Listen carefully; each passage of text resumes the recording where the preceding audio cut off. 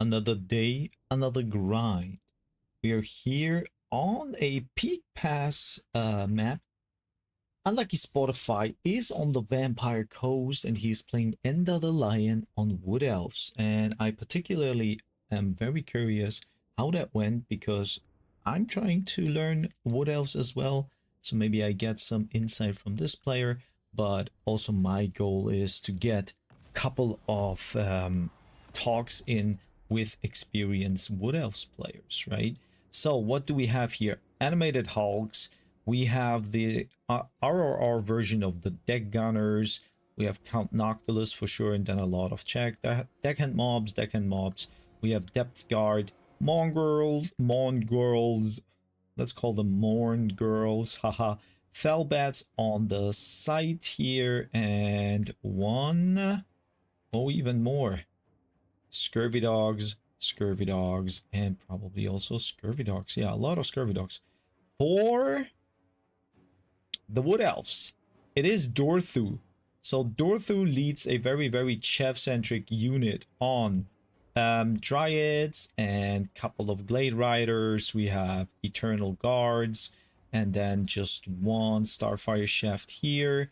And basically, that's all. Plus a little bit of Vanguard action here. Waywatchers immediately going for the point. So let's fast forward here and see what they do. So Wood Elves immediately taking the point, or trying to get the better position. Let's call it like this. There is not much. There's like almost no shooting here for the Vampire Coast here. So that's very interesting. So they're trying to shoot into all the Chefs here and then have to probably retreat. Otherwise, you basically have a hard time here against the Mongrels. Yeah, and they are engaged in battle, but immediately Dryads moving out, and from the back as well, Starfire Shafts shooting into those Mongrels as well. So that's basically good. Dryads probably a very good unit against Mongrels here. So let's order all the Night Terrors. Dorthu now moving in, and yep, here we are. Glade Riders coming from the side, but Fellbats nibbling on those Keyboard Scouts, right? Isn't that? Waywatchers, sorry. Waywatchers here. And yep, that is basically, one unit a little bit in a bad spot. Also here as well, Fellbats coming in, but the Glade Riders trying to protect their fellow guys. One Glade Rider unit already done here, because those Depth Guards, they will shoot through those here. They're like made for this slaughter. Pretty not a very good engage. Then Count Noctilus is using some witchcraft here on Dorthu and his other fellow elves here, plus Scurvy Dogs. Yeah, they're nibbling on, so the flanking really worked well. And once again, not a good engage here, so you need to use your Waywatchers to shoot into the Death Guards. That much I know for sure. Glade Riders have to move away, and the other problem here, as you can see, the Deck Gunners now can shoot it onto everything on the battlefield without any without any hesitation, right? Dorthu is getting crunked down here by those shots. He is calling the woods, but those shots hurt him a lot. Now, I don't know what's going down here. Maybe is it the ability of Dorthu? I'm kind of interested to see, because Dorthu is really on half life here now. They have the Ancient Protector debuff, and the Curse of Undeath is on. I think now Block of Doom activated, doing good damage here on those 3 or 4 units even. But yeah, Waywatchers still try to fight off those Scurvy Dogs, and basically the Depth Guards are just chewing through the chaff units here. Fellbats got destroyed. We have a couple of Dryads coming back, but in general it looks very scrappy. But it looks like Vampire Coast is in the lead, and yeah, even the Night Terrors can come back, and now there's not much left that can, well, harm them effectively, right? They need magic damage to get 100% damage, to take 100% of damage. Otherwise they have like 50% of negation, right? Because they are ethereal. And the game is done here, so let's get into the values and see. Yeah, Night Terrors did well because there was not much the Wood Elf player end of the lane could throw at him. Here the value, I would say they could shoot in probably even longer, but the MVPs are the flanking units. So Fellbats plus the Scurvy Dogs, and yeah, Death Guards had a blast there. So yeah, there was not even enough. On this side, I'm not sure we could say Glade Riders. Yeah, the value is really, really low here on those Wood Elves. It seems like Wood Elves kind of in the meta are not that high. I mean, it's hard to win with them when you're a mediocre player like I am. But let's check another game. So we are back here on Lost Crater. This time, Unlucky Spotify once again on Vampire Coast, fighting the High Elves led by Winterb 123. And I think this is coming from a tournament because there are like rounds included in the description. So I assume this is another round he fought. And now the High Elves have to bring in the revenge for their Wood Elf brothers. As you can see, Vampire Coast and Unlucky Spotify still with a flank of Scurvy Dogs. Then we have Mongrels once again, and Death Guards here. Bloated Corpse, so one Bloated Corpse is here. Zombie Pirate Deccan Mob, so a lot of chaff. Another Night Terror unit. Fellbats over there, and this time it's Celastra on a crab. And on the other side, we have for sure Tyrion, the big old bad fighter. We have a Phoenix here. So Flamespire Phoenix here for the High Elves. Silver Helms with shields against those shots. Chaff units, another Silver Helms with shields. And then we have Talons of Torquelada. Archers with light armor here. Plus a mage with life. And Shadow Walkers here in the beginning. Yep, let's fast forward first. This is a very, very open map. So you almost see everything. Like for the beginners of us, I think this side you can't see unless you stay on top. Otherwise, your vision is blocked by this little crater here. All right, so it starts now. Shadow Walkers immediately shooting into the Zombie Pirate Deccan mobs, and the flanking by the Silver Helmets is, yeah, activated here. Stalking unit. Oh, this is basically not a good fight. I mean, they're stalkers, so stalkers, and they have ethereal, if I remember correctly, right? They even slow those down. So I mean, this is really, really bad. Yeah, we'll see. I think they're ethereal. I remember the Morgans were ethereal, but maybe they're not. Maybe I'm mistaken. Otherwise, it would stand there. And now, the second flank is also going for the Mage of Life.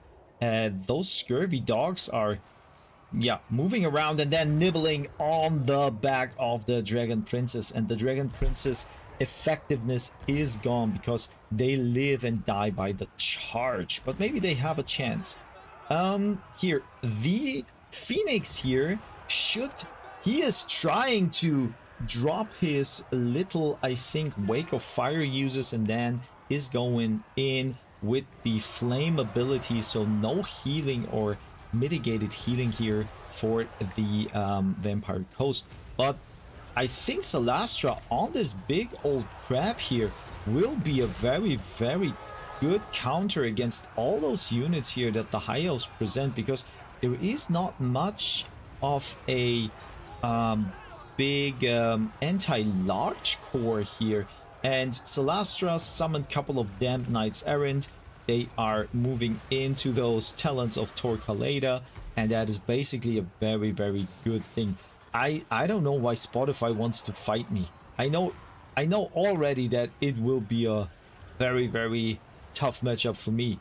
But nonetheless, sometimes you have to stand your ground and practice by losing and learn something by losing. So yeah, but back here, yeah, Dragon Princess. So unfortunately, the High Elf player does the same thing that I usually do. Let the Shock Cavalry fight in melee too long, and then they get blundered. This is basically what happens to me usually. And we have Rotten Prometheans summoned in. So another summon here. That is basically you're fighting against a summon unit, which value is just by Winds of Magic here, or maybe even by activating a unit. So Silverhelm's here broken down. We have Felbats also crumbling, so that's basically good. Couple of seconds left for the Knights Errant, the damned ones, and basically it looks very, very, yeah, very, very green on the battlefield, when you know what I mean. Death Guards hunting down a couple of silver helmets. You can just go for now for Tyrion, and I think the game would be done. So let's fast forward here. I don't think that there is much to see here. Celastra is kind of fighting here Tyrion. Tyrion is not breaking yet, but now it is done. And basically, yeah. So value-wise, yeah, I can't really say that there is any good value. When you look at it, yeah, I mean, High Elves, they had a good push, but afterwards they were really, really just crushed like a wave, like by a wave, by Vampire Coast. And once again, very nice flanking by Spotify. Maybe I have to take care of that. I think we have time for another match, I guess. So this is round 4 of the tournament that Spotify took part in, and he's playing it against Dark Horse on Dark Elves on the map Sword of Torgald. It seems like it's a faction tournament because he is always playing Vampire Coast, so I assume it is that case and that rule. So now we can go in and check what's happening. This map is very, very yeah, it's not easy to play as a Vampire Count when you have a lot of shooting, because there's a lot of terrain and up and down hills. But back to those unit chefs. We have even a RRR chef here. Then Morngulls, RRR, Death Guards once again. This time coming with the Gunnery mob on those Prometheans. Celastra once again on her crab. And then probably a lot of flanking, as you can see. We have flanking Scurvy Dogs. We have one bloated corpse coming from the side. And that's all for the Dark Elves. Immediately having Dark Riders here with shields on the side. Then a lot of chaff, but just crunching chaff. No shields, no nothing. Just really, really dangerous attacking 2 sorcerers. And we have Mala's Darkblade plus Cold One Knights. Another Dark Riders with shields, Cold One Knights, and then a couple of Dark Shards with shields. So yeah, let's get into it and see. So when we fast forward, Vampire Coast is moving in, is probably closer to the point and can take it. But now it begins. So the Prometheans here with their guys are shooting in. We have one cast immediately going down. This is Kiss of the Depth damage per second here, so a little bit of a cast, but also on the other side we have a very, very nice cast of some tentacles.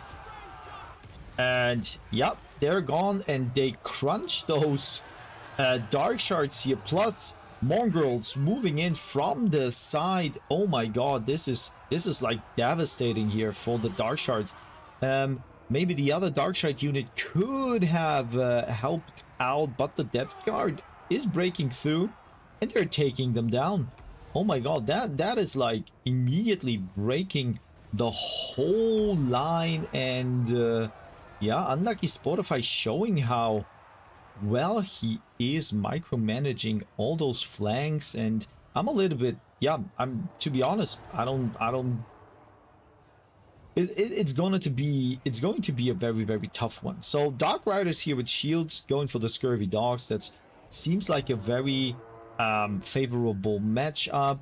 Also Cold One Knights breaking those down, but then you have to help. Murderous Prowess is activated, so that's the passive of the Dark Elves here. They get a little bit of where is it, guys? Show me what you've got.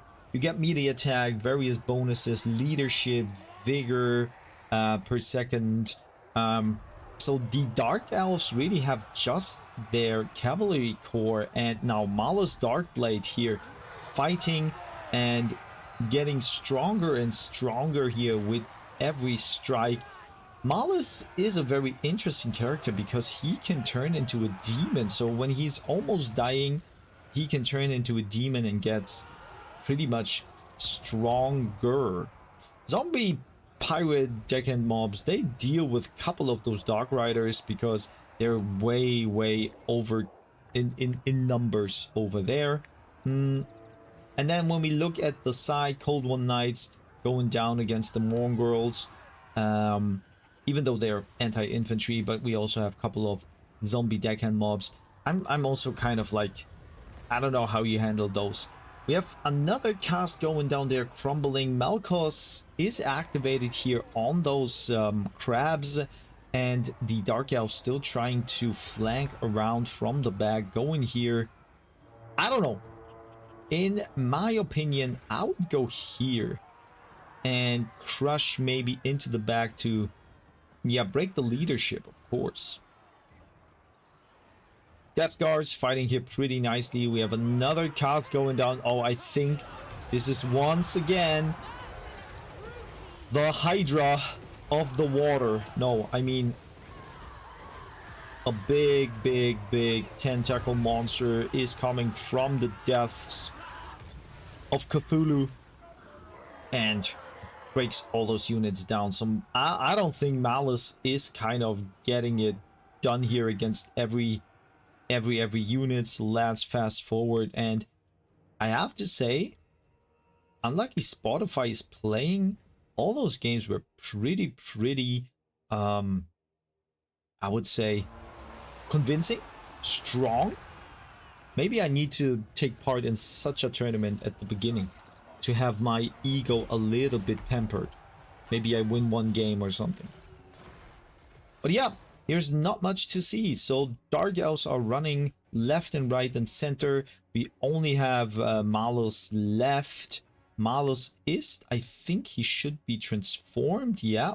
And maybe we can see how he looks now in his transformed position, because as I remember, he was pretty much beaten up and now he has full life once again. But yeah, those players are not giving up. So this is Celastra against Mr. Darkblade Malus. But yeah, it's basically, if that are Skaven and you can break them, maybe you can win. But not if they all have to crumble and it takes just too long and they still do damage. So yeah, Malus is going down. He's trying to move out. He can't. So it's basically done here for Malus. Let us see the last couple of seconds